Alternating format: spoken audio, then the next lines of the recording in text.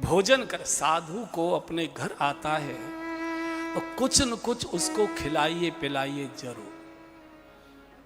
साधु को बिना खाए आने मत दीजिए। कुछ भी शरबत पिला दीजिए, चाय पिला दीजिए, बिस्कुट खिला दीजिए, केला खिला दीजिए, फल खिला दीजिए, भोजन का समय भोजन करा दीजिए। साधु के द्वारा किया गया भोजन सीधे भगवान को जाया करता है।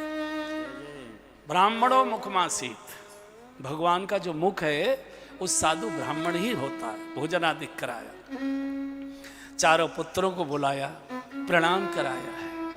और जैसे ही विश्वामित्र जी भगवान राम को देखा, टकटकी लगाकर देखते रहे। और ये भी आदत डाली है कि बच्चों को प्रणाम कराना सिखाइए, लेकिन सिखाते आप हैं पर गलत सिखाते हैं।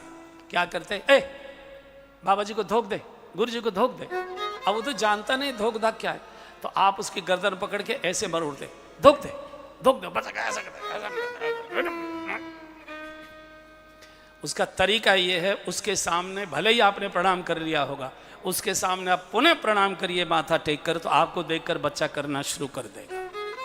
और आपने अगर उसकी गर्दन दबाकर उसको दबोच लिया, उसी दिन बच्चे के हृदय में लिख जाता है कि आज मैं छोटा हूँ, कमजोर हूँ, आज तुम मेरी गर्दन दबा सकते हो, दबोच सकते हो, लेकिन बुढ़े जिस दिन तेरी गर्दन कमजोर होगी ऐसा मरोड़ूंगा कि ची भी नहीं कर पाएगा। इसलिए आप देखते हैं हर बूढ़े को उसका बेटा मरोड़ता है। हमने लिखाया पढ़ाया सब कुछ किया, देखो हमारे साथ क्या कर रहा है, तुमको ये होश ही नहीं है कि तुमने उसके साथ क्या किया था। हर चीज के उत्तर जाते हैं, हर चीज के बदले जाते हैं। आप करिए प्रणाम, भले ही आपने कर लिया, हाँ बेटा देखो ऐसे करते हैं, वो करेगा, बच्चे करते हैं, प्रणाम कराए। और अब दशरथ जी चरणों में बैठे, दोनों चरण पकड़े हैं विश्वामित्र जी के, और कहा ऋषवर मैं जानता हूं आप अचानक अकारण न कहीं जाते हैं न आते हैं, सच बताइए के ही कारण आगमन तुम्हारा, के ही कारण आगमन तुम्हारा, के ही कारण आगमन तुम्हारा, के ही कारण आगमन तुम्हारा, कहु सो करतन लावहु भारा, कहु सो करतन लावहु भारा। चरणों में बैठे हैं महाराज विश्वामित्र जी ऊंचे आसन पर। ऋषवर सच बताइए के कारण आप अचानक अकारण न कहीं जाते हैं न कहीं आते हैं, आप इतने तपस्वी और इतने विरक्त हैं, आप आगमन का मुझे कारण बताइए।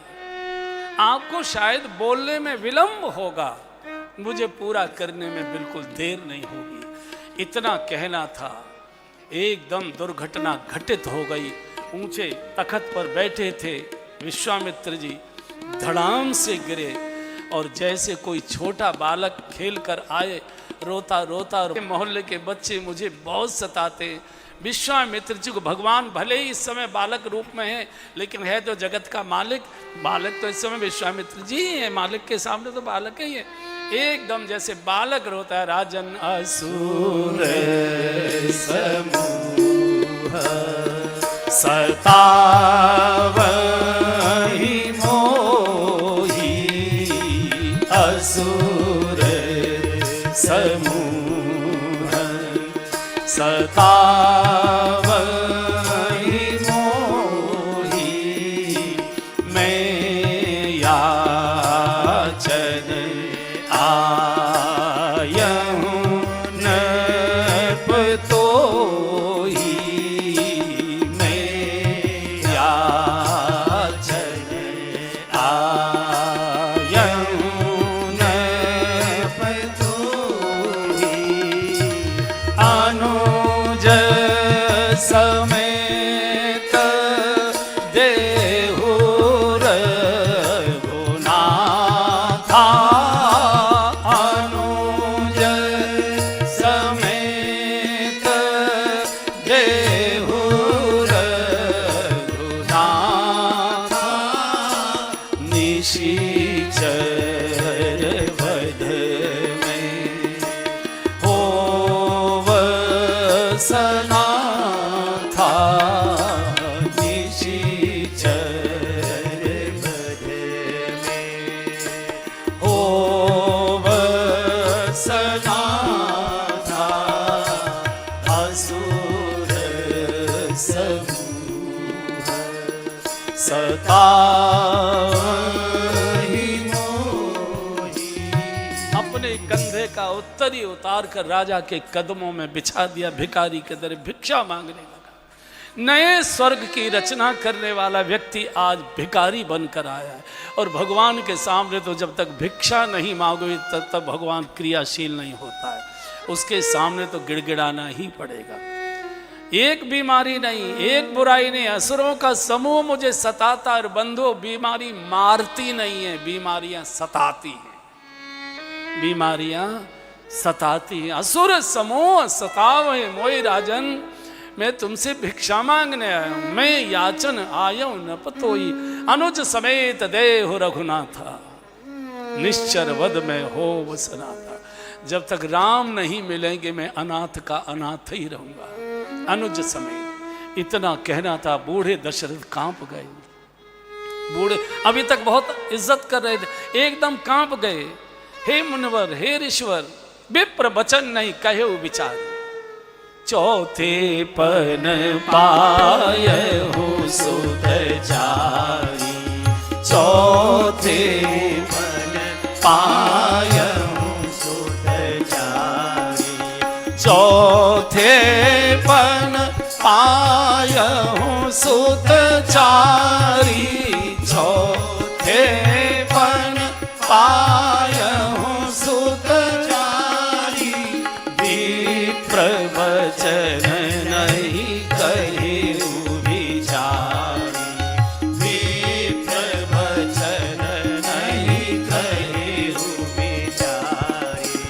मागहु भूमि धेनु धन कोशा, मागहु भूमि धेनु धन कोशा। सर्वस देऊ आज सहरोषा, सर्वस देऊ आज सहरोषा। सब सुत प्रिय मोहि प्राण की नाई, सब सुत प्रिय मोहि प्राण की नाई। राम देत नहीं बनई गोसाई, राम देत नहीं बनई गोसाई। जिस समय विश्वामित्र जी ने रोकर कहा कि असुर समूह सतावहि मोई, मैं याचन आया हूं नृप तोई, भगवान को एकदम पसीना आ गया। मेरे पिताजी के राज्य में संतों की ये दुर्दशा। बोल सकते थे भगवान, पिताजी आपको चिंता करनी चाहिए, आप चक्रवर्ती नरेश हैं, साधु आप क्या रो रहे हैं। लेकिन भगवान जानते हैं मर्यादा पुरुषोत्तम है, पिताजी को कैसे बोला जाता है, शांत रहे। लेकिन उसी समय भगवान ने बिना बोले दो संकल्प अपने मन में ले लिए। उसी समय खड़े खड़े वहीं बिना बोले, पहला एक पत्नी के साथ विवाह करूंगा।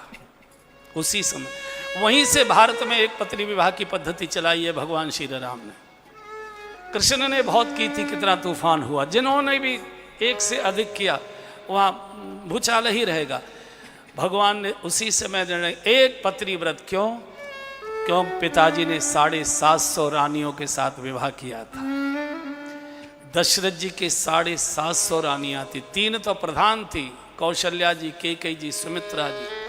पहले शादी भोग के लिए नहीं की जाती थी, पहले शादी गद्दी से की जाती थी। किस गद्दी को अपनी बेटी समर्पित करनी है, वो एक सम्मान का प्रतीक था, वो एक सम्मान का सूचक था। 750 रानियां। अब कल्पना करो साल में दिन कितने होते हैं? कितने? 365। और रानी कितनी है? कैसे बंटवारा करते होंगे, कैसे भेंट करते होंगे? ऊपर के जीने पर चढ़े तो नीचे वाली चिल्लाती होगी, नीचे उतरे तो बीच वाली चिल्लाती होगी। उसी समय भगवान ने निर्णय किया एक पत्नी के साथ एक, और दूसरे भगवान ने निर्णय किया, वो जानते थे कि मैं बड़ा बेटा हूं और बड़े बेटे को ही राजगद्दी दी जाती है, लेकिन भगवान ने संकल्प ले लिया कि सकल मुनिन के आश्रमन जाए जाए सुख दीन।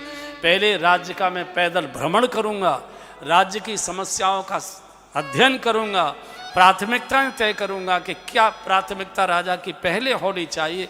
2 निर्णय उसी समय ले लिए थे। दशरथ जी तो रोने लगे, तो ऐसा लगा कि विश्वामित्र जी शाप दे देंगे, कहीं ऐसा न हो जाए फिर से शाप हो जाए। वशिष्ठ जी ने बीच बचाव कर दिया, राजन दे दो।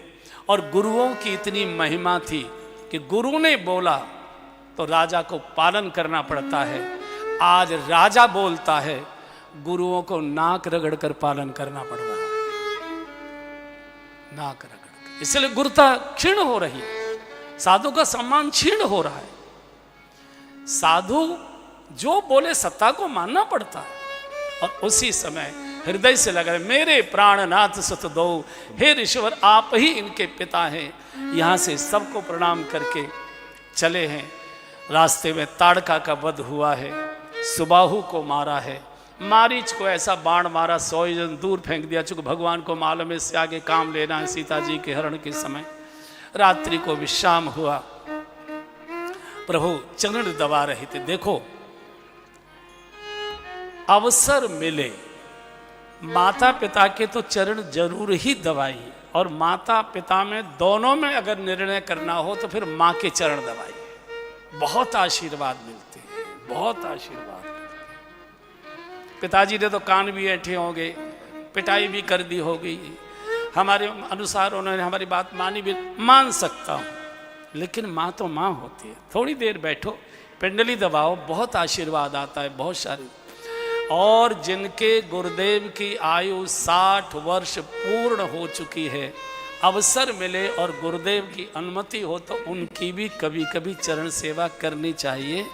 आशीर्वाद मांगे नहीं जाते, आशीर्वाद बटोरे जाते हैं, आशीर्वाद बांधे जाते हैं। भगवान रात्रि को लक्ष्मण जी भगवान चरण कर रहे थे, सेवा कर रहे थे, तो भगवान ने कहा कि गुरुजी, जब लेटे लेटे उन्होंने कहा कि राघव, ऋषियों का यज्ञ तो तुमने पूर्ण कर दिया, अभी एक राज ऋषि का यज्ञ अधूरा है, उसे भी पूरा करते चलो। बोले कौन सा है? बोले धनुष्य। और धनुष्य के नाम सुनते ही भगवान को जानकी जी मानसिक रूप से दिखाई देने लगे। तो भगवान उतावले हो गए भक्ति से मिलने के लिए, और भगवान तो भक्त और भक्ति से मिलने के लिए उतावला ही रहता है। उसी समय कहा गुरुजी, अब आधी रात तो हो गई, क्वार का महीना है, धूप बड़ी तेज पड़ती है, ठंड ठंड में निकल लेते हैं, जल्दी से पहुंच जाते हैं धनुष्य। और यहाँ से भगवान गुरुदेव के पावन सानिध्य में भक्ति की यात्रा के लिए, जनकपुर की पावन यात्रा के लिए दाहिना चरण आगे बढ़ाते हैं। गोस्वामी जी लिखते हैं, बहुत सुंदर प्रसंग गाइए। धनुष यज्ञ सुनी रघुकुल नाथा, हर्षि चले मुनि वर के साजा। धनुष यज्ञ सुनी रघुकुल नाथा, हर्षि चले मुनि वर घटना आश्रम एक दीख मग माही। आश्रम एक दीख मग माही। खग मृग जीव जंतु तह नाही। खग मृग जीव जंतु तह नाही। पूछा मुनि शिला प्रभु देखी, सकल कथा मुनि कहा विषेक। पूछा मुनि शिला प्रभु देखी, सकल कथा मुनि कहा विषेक। धनुष यज्ञ सुनि रघुकुल नाथा, हर्षि चले। क्या सुंदर लय दिखा दिया आपने। हाँ, यशोमती मैया से बोले नंद लाला, राधा क्यों बोली मैं क्यों काला। यशोमती मैया से बोले नंद लाला, राधा क्यों बोली। एक पद गा लो। बोली मुस्काती मैया सुन मेरे प्यारे। बोली मुस्काती मैया सुन मेरे प्यारे। गोरी गोरी राधिका के नैन गजरारे। गोरी गोरी राधिका के नैन गजरारे। काल नैन वाली जय हो। काल नैन वाली ने ऐसा जादू डाला, इसीलिए काला। सोमती मैया से बोले नंद लाला, राधा क्यों बोले मैं क्यों गाला। राधा क्यों बोले मैं क्यों गाला। राधा क्यों बोली मैं क्यों गाला। भक्ति की यात्रा गुरुदेव के पावन सानिध्य में ही होनी चाहिए, की जानी चाहिए। भजन गुरुमुखी चाहिए, भजन मनमुखी नहीं चाहिए। गुरु से के श्रीमुख से निकला हुआ मंत्र ये सीधा भगवान से जोड़ता है। मंत्र तो पुस्तक में लिखे हैं, पुस्तकें पढ़कर आपको ज्ञान हो सकता है, योग्यता बढ़ सकती है, तार्किक क्षमता बढ़ सकती है, शास्त्रार्थ महारथी की आपको पदवी मिल सकती है। भगवान नहीं मिलते। भगवान मिलते गुरु के मुख से जो मंत्र आता है उसको श्रवण कर उसको जपने से। अरे भैया, भजन भी नहीं बनता है। कोई न कोई गुरु, कोई न कोई गुरु, कोई न कोई मार्गदर्शन, कोई न कोई उंगली पकड़कर चलाने वाले। जैसे माँ कहते बेटा वो देखो चंदा मामा, वो देखो चंदा मामा, ऐसे ही गुरुदेव उंगली पकड़कर इशारा करते बेटा ये लो मंत्र और चलो इस मार्ग पर। इसी मार्ग पर आपको भगवत प्राप्ति होगी। भजन गुरु मुक्ति।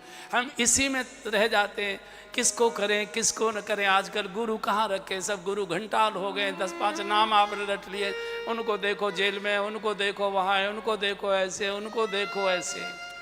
ये बेकार की बात है। ये हमारा अहंकार है जो किसी की महिमा स्वीकार नहीं कर रहा। ये हमारा अहम है जो हमको किसी के सामने सिर नहीं झुकाने दे रहा, किसी के चरणों में बैठने नहीं दे रहा। हमारी अकड़ हमारे पैसे की, हमारी पद की, हमारी प्रतिष्ठा की, हमारी योग्यता की, हमारे परिवार की, अहंकार की अकड़ हमको गुरुओं से दूर करती है। बड़ी अशांति रहती है। अशांति रहे, भट्टियों में घूमोगे तो शांति रहेगी रहेगी। जहाँ शीतलता है वहाँ बैठो ना, ठंडी हवाएं वहाँ आएंगी। किसी सदगुरु गुरु के चरणों में बैठो। और गुरु, कई लोग कहते हैं कि गुरु तो करना चाहते हैं लेकिन खोजे कहाँ। गुरु खोजे नहीं जाते, गुरु का दर्शन किया जाता है। आपने अब सब गृहस्थी बैठे हैं, पिता बिटिया के लिए योग्य वर ढूंढता है, इधर जाता है, वहाँ जाता है, वहाँ जाता है, वहाँ जाता है, वहाँ जाता है। बूढ़ी दादी बैठी होती, अरे कायू को पाए तोड़ रहे हो, जहाँ लिखी होएगी अपने आप है जाएगी। चूंकि वर और गुरुवर ये दोनों भगवान के यहाँ से निर्धारित है, योग बनाता है, वो योग बनाता है। इसलिए बिना गुरु के भगवत प्राप्ति हो ही नहीं, किसी न किसी के चरणों में, क्योंकि गुरु मुख से आया हुआ मंत्र ही भगवान के यहाँ जाता है। राम लावन हारे परम गुरु, राम मिला वन हारे परम गुरु, राम मिला वन हारे परम गुरु, राम मिला वन हारे परम गुरु, राम मिला वन हारे परम गुरु, राम मिला वन हारे परम गुरु, राम मिला वन हारे परम गुरु, राम मिला वन हारे परम गुरु।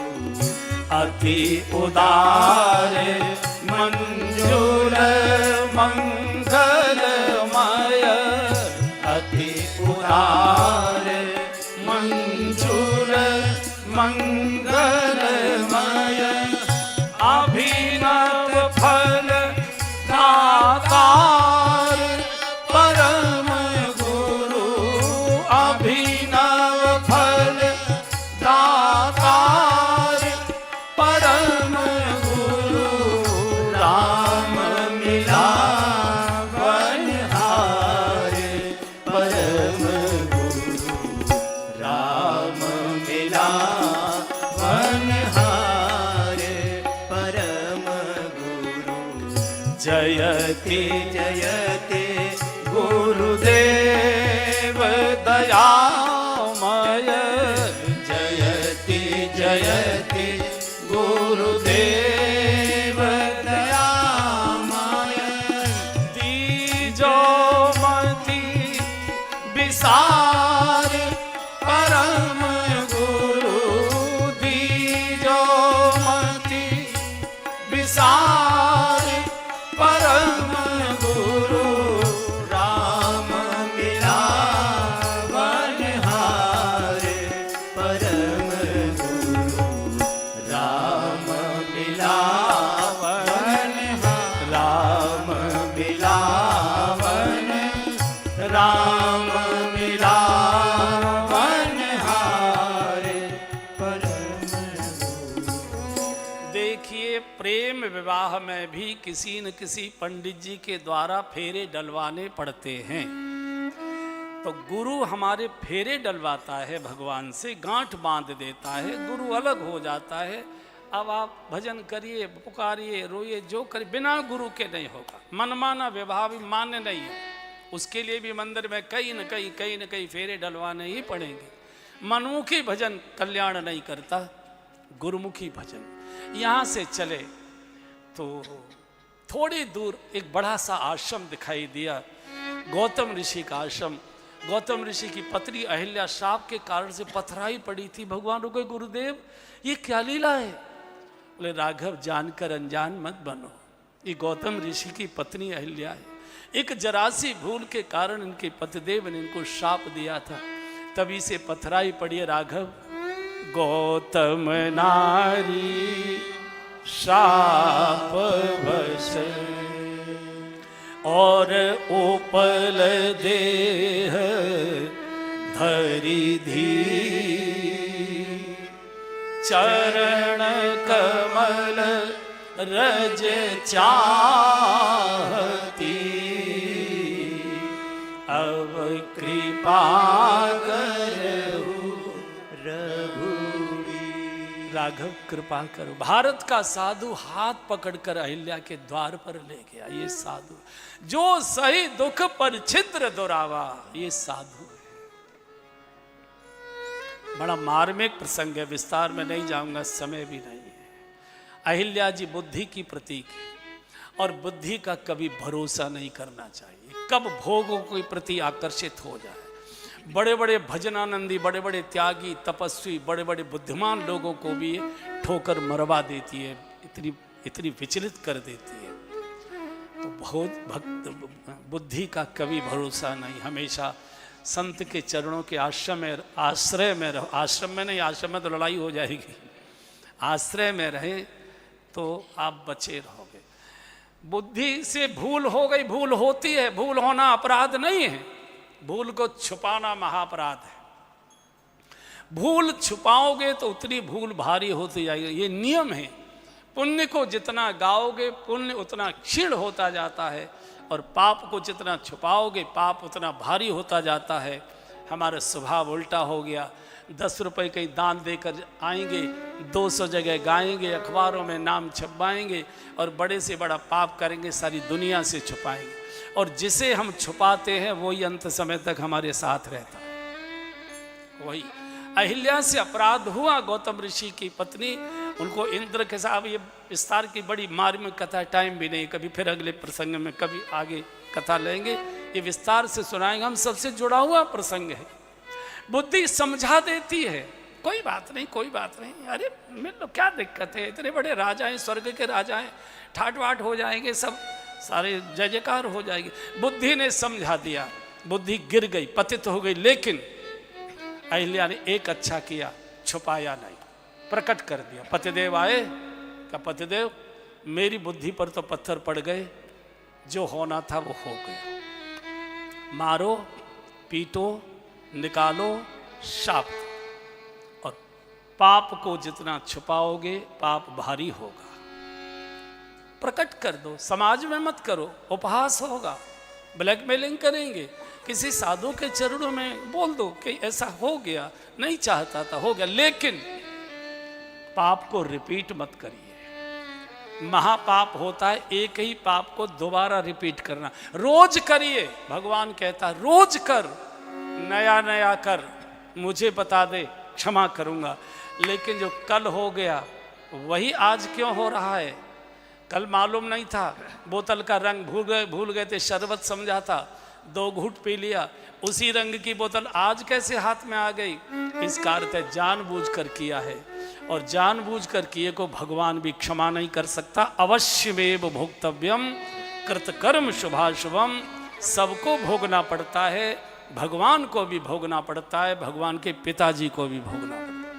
अहिल्या जी ने पतिदेव से सीधे कह दिया, मुझसे तो पत्थर पड़ गए मेरी बुद्धि पर, मारो पीटो रखो निकालो शाप दो। वो कहीं छुपकर जंगल में नहीं गई, किसी दूसरे शहर में छुपकर रहने चली नहीं गई, दरवाजे पर आकर बैठ गई, जिसको जो बोलना है बोलो, मुझसे तो हो गया। और जो पाप को स्वीकार कर लेता है वो बहुत जल्दी मुक्त होता है उससे। भगवान ने इनका उद्धार किया। चूंकि ऋषि पत्नी को ही क्षत्रिय है ना इस समय, भगवान होने के बाद भी तो क्षत्रिय हैं, तो अपराध बोध है कि मेरे ब्राह्मणी के तो चरण स्पर्श किए जाते हैं, मैंने अपने चरणों से इनके मस्तक को स्पर्श किया। इस अपराध बोध में सीधे गंगा जी के गए, जहाँ जग पावन गंगा, ओहो कल कल छल छल बहती गंगा की पावन धारा। प्रभु रुक गए, गुरुदेव ऐसी दिव्य नदी तो मैंने देवलोक को भी नहीं देखी, ये कौन है? विश्वामित्र का राघव जानकर अनजान बनते हो, ये तुम्हारे श्री चरणों से निकली गंगा तुम नहीं जानते। आज भगवान गंगा जी की महिमा गुरुदेव के श्री मुख से सुनना चाहते, एक बार गंगा जी की महिमा गा लीजिए। हम लोग संघ की शाखाओं में गाया करते थे, एक बार प्यार से गाइए। अभी तक आप राम कथा की गंगा का आनंद ले रहे थे, भगीरथ की गंगा को एक बार आनंद से गाइए। यह कल कल छल छल बहती, क्या कहती गंगा धारा, युग युग से बहता आता यह पुण्य प्रवाह हमारा, युग युग से बहता आता यह पुण्य प्रवाह हमारा। फिर गाइए। कल कल छल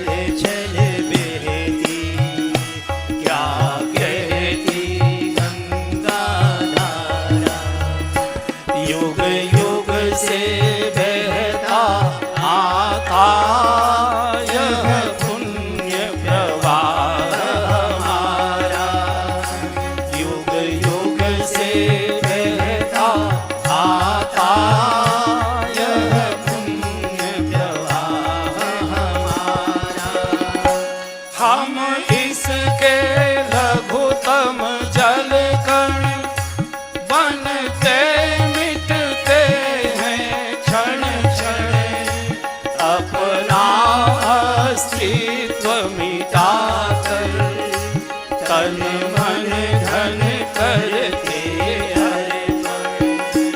हम इसके लघुतम जल कण बनते मिटते हैं क्षण क्षण। अपना तन मन धन करते अर्पण। बहती जाने का शुभ प्रण प्राणों से हमको प्यारा। युग युग से बहता आता यह पुण्य प्रवाह हमारा। युग युग से बहता आता यह पुण्य प्रवाह हमारा। यह कल कल छल छल बहती क्या कहती गंगा धारा। युग युग से बहता आता यह पुण्य प्रवाह हमारा। युग युग से बहता आता यह पुण्य प्रवाह हमारा। इस धारा में घुल मिल कर वीरों की राख बही है। इस धारा की कितने ही ऋषियों ने शरण गई है। इस धारा में घुल मिल कर वीरों की राख बही है। इस धारा में कितने ही ऋषियों ने